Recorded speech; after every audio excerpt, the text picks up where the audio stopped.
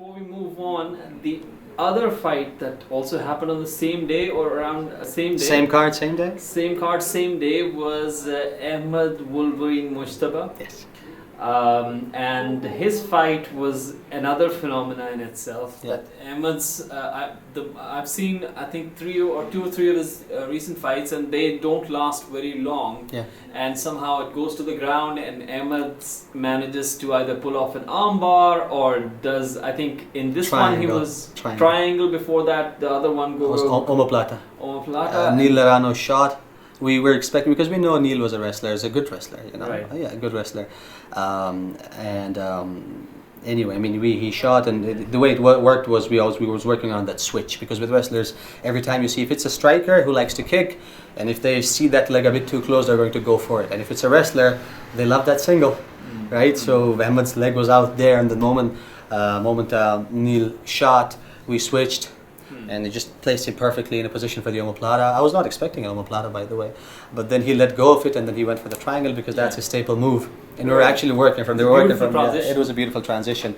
He angled out perfectly, and then later on, after the match, he was telling me that just like, you know, his eyes were like out there, just like about to like pop out, and he was like, "Fuck, that was tight." He told Neil told Ahmed, "Bro, that was a deep triangle." And yeah, I mean, and you know, talking about that fight, Ahmed is a specimen, and if he just keeps training the same way, if he just keeps working hard the same way, you know, you'll definitely see him, you know, in some of the peak promotions. I'm not going to name any. I'm a big fan of both Ulumi and Ahmed.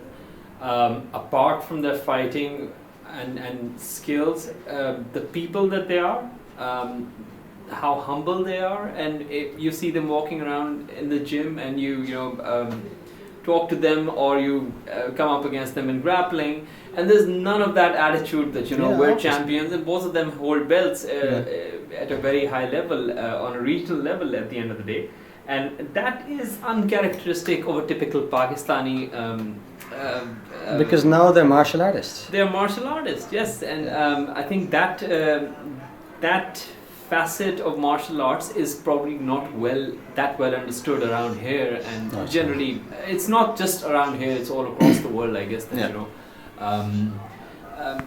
but coming back to the transition, I mean, Ahmed's transition, how is it that a guy from Pakistan, Ahmed's from Quetta, a remote, I mean, relatively less developed part of Pakistan, how does he get those transitions? What has the journey been in learning those jiu-jitsu transitions? Because I would think that striking can come naturally to a certain degree, or wrestling has been there in Pakistan, but these arm bars and triangles and omoplatas and RNCs, what's the with Ahmed, he was living in Islamabad when he started training with us. He was a total beginner, knew nothing, but he had a lot of energy.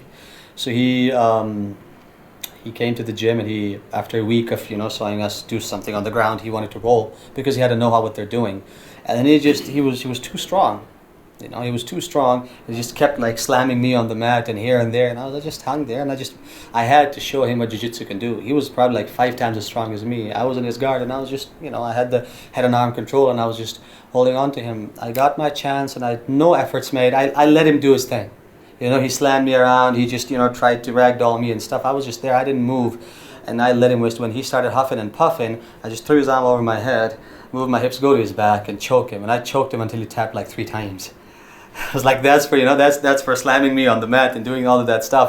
And then he was like, we were just drinking water after the session and everything. He was like, he comes up to me and says, "I'm dead tired, coach, and you're just, you're shorter than me. You're like 8 kilos or 9 kilos, or probably like 10 kilos, lighter than me, and you didn't even use any energy. How did that happen?" And I told him, I was like, "That's jiu-jitsu." And then I told him about Master Helio Gracie. I told him about Osvaldo Fada. I told him about just like these guys, the legends, Carlos Gracie, Carlson Gracie, even Mitsuo Maeda himself. And because they were not all big guys. And if you read up about them, if you watch the fights, the guys, these giants that they have fought and slain, it's amazing. It's just pure technique. Because jiu-jitsu, you can call it a martial art later, but it's a philosophy or it's a mindset in the beginning. So he just, he fell in love with it. And then he wanted to fight, so we had a smoker fight. We used to call it the Fight Fortress beatdown back then, 2011 or 12 or something like that. And he fought. His technique was raw. He had only been training for like 4 weeks. And I was like, you don't want to fight. He was like, no, I want to fight. He's just constantly calling me and messaging me. And I was like, all right, we gave him. It was smokers are for beginners only, and he just knocked the guy out. The other guy was this Wushu Sanshu national level fighter. So the guy knew his way around kickboxing and takedowns. But Ahmed knocked him out in like 4 seconds with this stupid Karate Kid kick. He was practicing for the past 1 week before the fight. And obviously he trained with us full time, and then he had to go to Quetta because his father got posted there, and then he had no MMA gym there. But by that time, we made sure that we worked on his basics, so his basics were good. So he went there, he worked more on his boxing with Mahmoud Nourzai, who was a very good boxing coach and responsible for producing fighters like you've heard of Muhammad Wasim, the recent guy who's very popular on the scene. He's fighting for the WBC silver or the gold this time. Been training with Jeff Mayweather. Yeah, correction. She's been training with Jeff Mayweather at the money team in the States.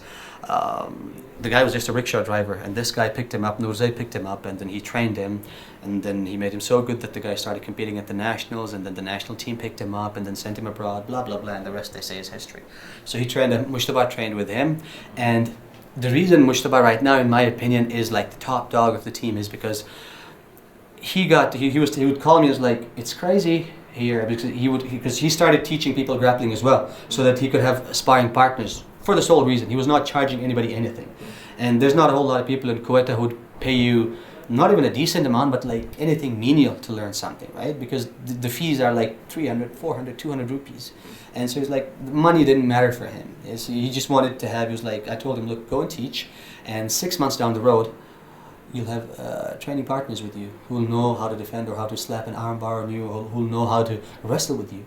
So he did that, and then he would wrestle with them, but the martial arts environment, there's a bit harsh in Quetta, because he was like choking people out and doing this and beating them and knocking them down. He started receiving threats, actually death threats, that we're going to see you outside, and if you dare to come this way, we're going to shoot you, and blah blah blah. So that was a problem.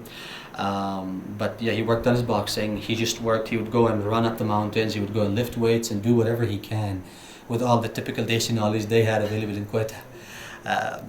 And then obviously he would come back, and then we had our disagreements in between, and I'm a bit strict when it comes to discipline and stuff amongst my boys, and I had to repeat this now and even reminisce about it, that he was like a little off track. He was on his way to becoming a martial artist, so he was a little off track.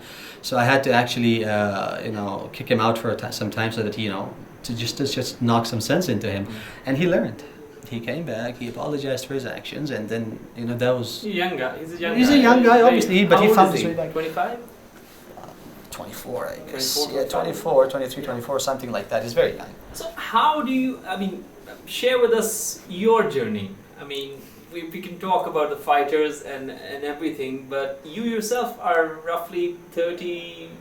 I just turned 29 this August. Oh really? Wow. I'm young. I'm glad I didn't go beyond 30. Yeah, but how is it that you know about all these martial artists covering a wide range, from jiu-jitsu to Muay Thai to boxing? You cover the whole range of artists, and what has your journey been? Starting off from, I believe your college education was in Hunza? No, I came to Islamabad in 7th grade. So yeah, I was my 6th grade or 7th grade, something like that. I came to Islamabad. I was in school. Were you born in Hunza or? I was born in Gilgit. Gilgit. Yeah, my mother's from Hunza, Karimabad. My father's from Upper Hunza, Shimshal. But I was born and raised in Gilgit. Obviously, I used to go to Hunza. I used to go to Shimshal because that's where I come from. That's home. But only on vacations, because. Then I moved to Islamabad for my studies. I was in a military school for 5 years, I guess, and then I was like, okay, I've had enough of military. Which military school? Sorry? I was this private cadet college called Cadet College Homak. Oh, okay. It was more of a milking factory than a cadet college. It was just, it's not a cadet college, but they tried whatever they could. Yeah, and it's not a good experience. But then I had enough of that, enough of the uniform. No disrespect to anybody in the uniform, because I come from a military background myself. But then I was like, all right, it's time to just, be a bloody civilian and then just enjoy the rest of your life.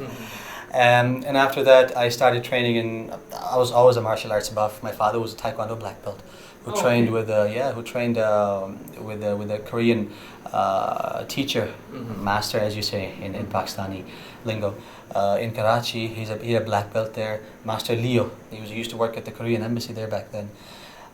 So yeah, my father had like first-hand legit Taekwondo experience. He used to fight. He used to fight against other like guys with Bando. It's a Burmese style made famous by Sensei Ashaftai. And then he'd fight guys with Kyokushin and Shotokan, So he was just using Taekwondo against those guys. So somehow it's just like, genetically transferred to me. And I was a Bruce Lee fan ever since I can remember. I saw Enter the Dragon and I was like, that's it. Right. But anyway, I come to Islamabad. When I met Sultan, he's my first cousin, my best friend, pretty much all of my kicks were perfect. Because thanks to Bruce Lee and Jet Li and Jackie Chan and all that sort of stuff, all that fancy stuff you see in the movies, the basics were there without any formal training. I used to train for hours and hours. I had a military school background as well, so 6 miles, 7 miles of run every day was just not a problem. And then training all day and doing like push-ups and 300-400 push-ups in one session and 500-600 squats, and that was it.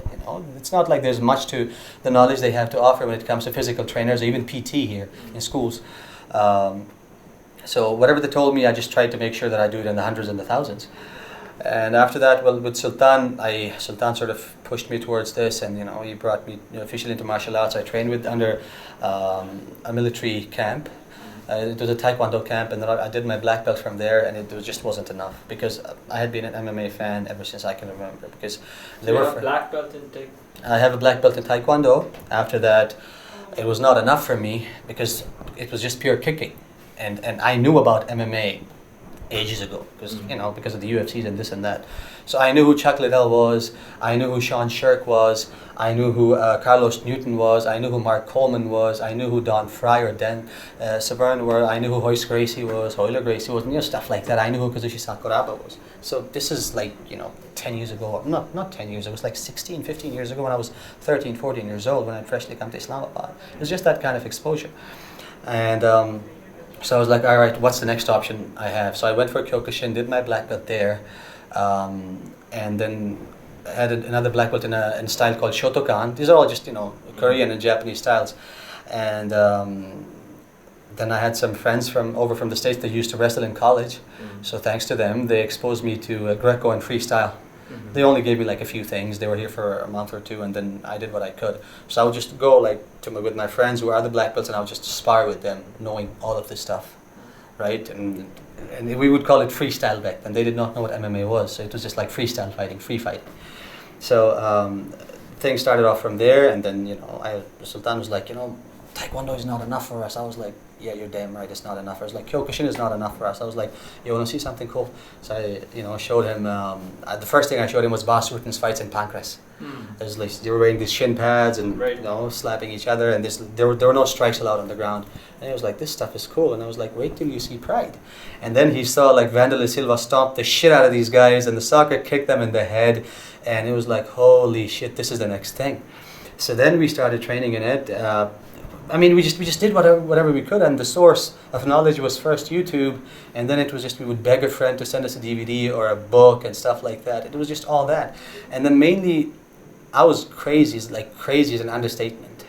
Crazy understatement, because I would just wake up at night, skip on my college, or not study for my exams, and just watch Eddie Bravo do his how to go do a go-go platter, a wicked go-go platter from the gutter, what is a mission control, and what is New York, what the fuck is a zombie, and stuff like that, what is 50-50, just all that sort of stuff, and then initially I thought it was only jiu-jitsu, then I got to know, there's sambo, and I was like, and I looked at them, I was like, oh, they're similar. What's the difference, right? And then there was catch wrestling. It's another art. And then I started following guys like Eric Paulson, and so it was just all included. Okay, Muay Thai, who's the best Muay Thai fighter? And then I got to know, no, if I really want to know about the art, it's not the fighters that I have to go after, it's the coaches. Because that's where I'm going to get the philosophy, that's where I'm going to get the concept. So I pretty much dedicated my entire life, you know, I would train, I would drill on just like pretty much every day. You know, if I had a cousin over from Karachi or Gilgit, and if like we're cool, we know each other at night, I would just open up my laptop, see how Ryan Hall does a triangle. I had the pointers noted, and then I'll just put the guys like, come here, let me show you something. And then, you know, the guys used to hate it. I mean, I used to choke Lumi out every time. I used to armbar him. I used to do that to Sultan. So that's how it started. But it was all still raw. You know, and I mean, I knew enough, but somehow just wasn't confident or whatever, and it could not translate into when I would go to train, and I would go train Ulumi, I would go and train guys like Shabazz or these guys. Then you know, then they were these non-resident Pakistanis who took interest in it. They saw we were training, and Fazal Khan is a really good friend of ours, and I repeat the story everywhere I go, and every time it's on my blog as well, that he came and he showed us, you know, first how to pass a guard, and you know, if you're in side control, how to maintain a side control, Americana, Kimura, straight arm lock, blah blah blah, and then ground and pound. And the first time ever we like put on he brought in these sparring gloves for us, and then we just like, you know, put on sparring gloves, and then let's do jiu-jitsu, but let's do it with strikes, let's do MMA, no shin guards, only mouth guard and stuff, and then we got bloody, and it was amazing. So it's not like, you know, I was a man alone on an island.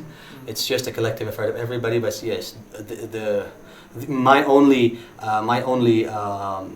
accomplishment or my only contribution is my craziness. I'm still crazy about it, and I'll always be like, you know, it's just the more you know about it, the more you feel like, shit, I don't even know much.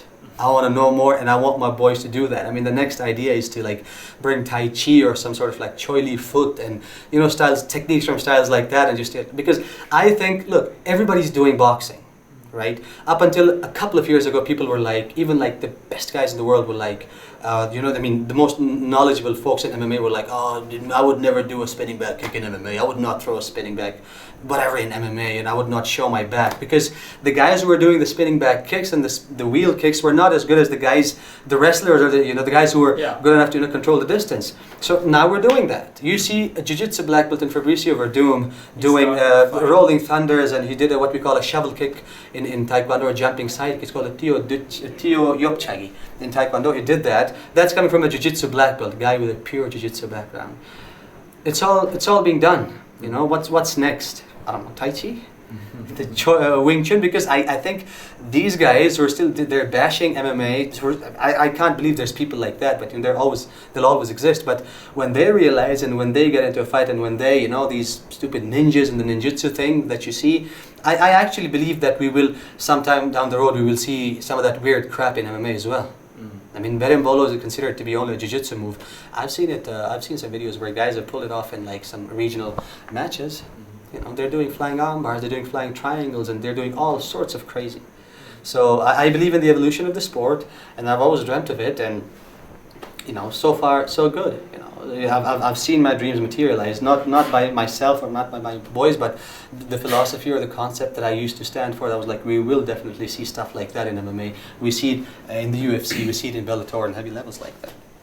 It was very interesting when you were showing me your hard drive with the videos and the instructional videos as well as fight videos, and your huge inventory of things which you used, which covered the huge, you know, spans, not just MMA, but from Taekwondo to Tai Chi to everything else that you name it. Yeah, you name it, it's there.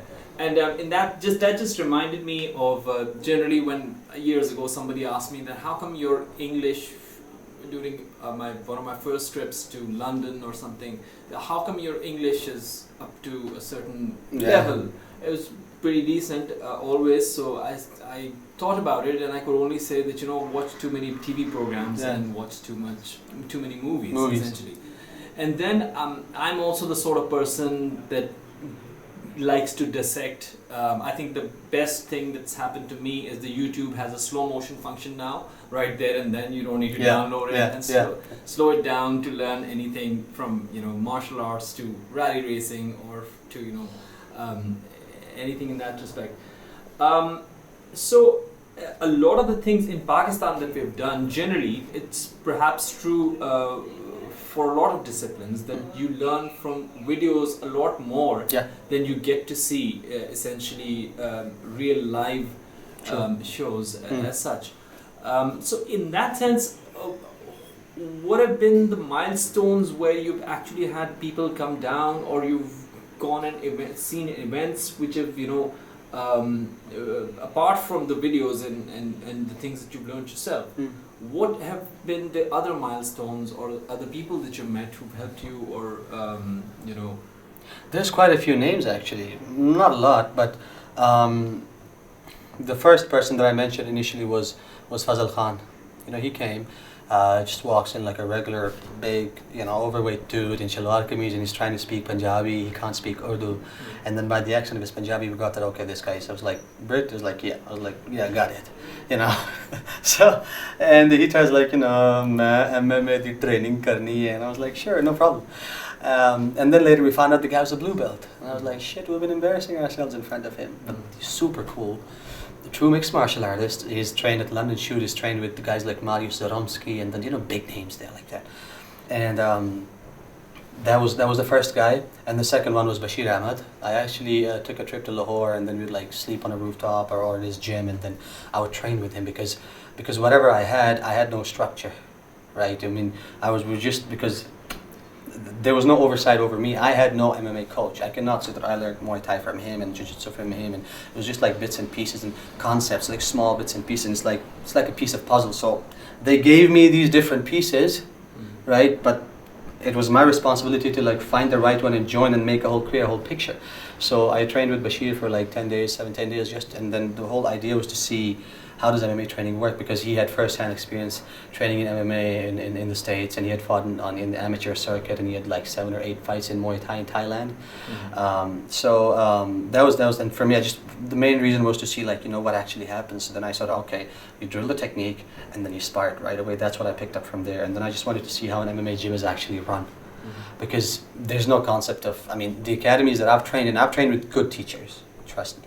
I've trained with some really good teachers. There are some guys out there that I really feel sorry for, that they've emotionally and mentally and actually physically, even financially invested in coaches who are not up to the mark, or who just, you know, they're just milking them. They're just draining their energy, and they're just wasting their time and wasting their money and not teaching them a damn thing.